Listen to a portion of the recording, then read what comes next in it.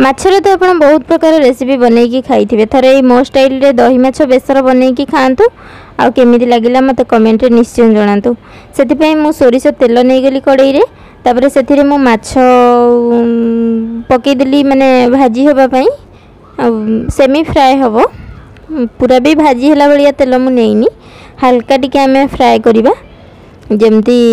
माने माछटा सॉफ्ट रहिबो बेसी हार्ड करी भाजीबेनी। एटी देखंतु मु भाजुजी सब माछ को गोटे गोटे उलट पलट करिकी तळ साइडटा जेमती हे गला हल्का अदर साइडटा मु टिके लेउटै दउची बेसी हार्ड करी बिल्कुल भी भाजीबेनी। एटी हमर माछ हार्डली 3 रु 4 मिनिट रे हेइ जिवो हमर। तापर एटी देखंतु माछ गुड़ा को मु बाहर करी नै जाउची आउ मोर टिके तेल अधिका हे गला तो आपण चेष्टा करिवे जे माछ भाजिला बेले कम तेल नबाकू नहले से तेल को मु सेही तेल रे ही रोसई कली ना तो टिके अधिका तेल हे गला जेहेतु आम दही कौन सी आइटम बनाऊे तो तेल टिके ऊपर भासे। ये देखंतु बड़का तेल रे माछ काढ़ी देला परे तेल रे पियाज गोटे को काटिकी पकईदेली तापर देदेवी किछटा कंचा लंका को काटिकी एठी आपण चाहिए बिल्कुल चिली पाउडर कि काश्मीरी रेड चिली आपण स्किप करिकी केवल कंचा लंका रे भी बनै परिबे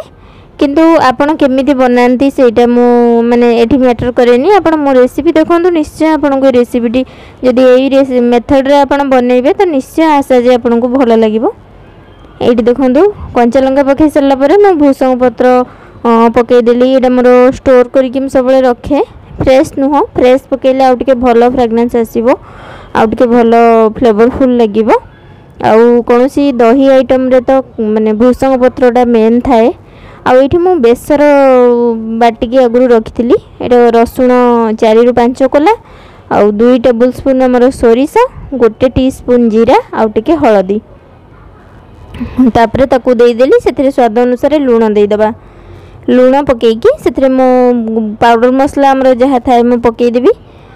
एठी आपण चाहिए लंका गुंड को और काश्मीरी रेड चिली को स्किप करिकी कंचा लंका ऐड करि परिबे आउ टिके अधिका क्वांटिटी रे। एठी देखंतु मो एठी लंका गुंड काश्मीरी लंका गुंड हळदी गुंड सब को ऐड कर देबी ऐड कर देकी ताकू मसला को हमें अल्प टिके कसिबा जेहेतु हमर सोरिष मसला तो एठी हम टिके माने बैलेंस पई टिके चीनी भी ऐड करथिली आप निश्चय अल्प टिके चीनी 1 टीस्पून ठे भी कम निश्चय ऐड करिवे। तापर एठी मु 1 कप हबो दही ऐड कली 1 कप हबो दही ऐड करिकी ताकू भलो से माने मिक्स करिवि कंटीन्यूअसली जेमती माने छेना छिड़ी जीवन होले जदी आपण छाडी दउचंती फुटीबा पर्यंत आपण कंटीन्यूअसली मिक्स करिवे मसलाटा को मिक्स हो गला परे देखंतु तेल सब ऊपर उठी आसला तापर मु जेतिकी ग्रेवी रखिबी से हिसाब रे आउ हाफ कप पानी दे देली एटा टिके मोटालिया ग्रेवी रुहे तो फुटी गला परे ग्रेवीटा सेतरे मु माछ गुड़ा को पकई देबी माछ को पकईकी आमे 5 मिनिट पूरा सिम रे ताकू घोड़े की छाड़ी दबा तापर माछ गुड़ा पूरा भीतर को सब फ्लेवर ऑब्जर्व करनी जाइथिबे तो बहुत ही सॉफ्ट लागिबो खाइला बेले। आपण चाहिए सेम प्रोसेस रे कंचा माछ रे भी बनै परिबे मते टिके कंचा माछ पसंद नहीं सेइतपे मु टिके हल्का भाजी के नउची तापरे देखंतु हे गला परे कलर देखंतु ऊपर खाली धनिया पत्र आ टिके कंचा लंका ऐड कर देइची आउ तापरे रेडी हे गला हमर दही माछ बेसर। निश्चय आपण रेसिपी ट्राई करंतु आपन को निश्चय भल लागिबो रेसिपी। मो भिडियोटी आपण मानकु भल लागुची ताहले मो चैनल निश्चय विजिट करंतु आउरी बहुत सारा आइटम हमर ओडिया घर रो रेसिपी अछि मो चैनल रे निश्चय देखंतु से रेसिपी गुड़ा सब चैनल को सब्सक्राइब कर दियंतु और भिडियोटी जदि भल लागिची ताहले भिडियोटी को मध्य लाइक शेयर और कमेंट कर दियंतु। रहूची नमस्कार।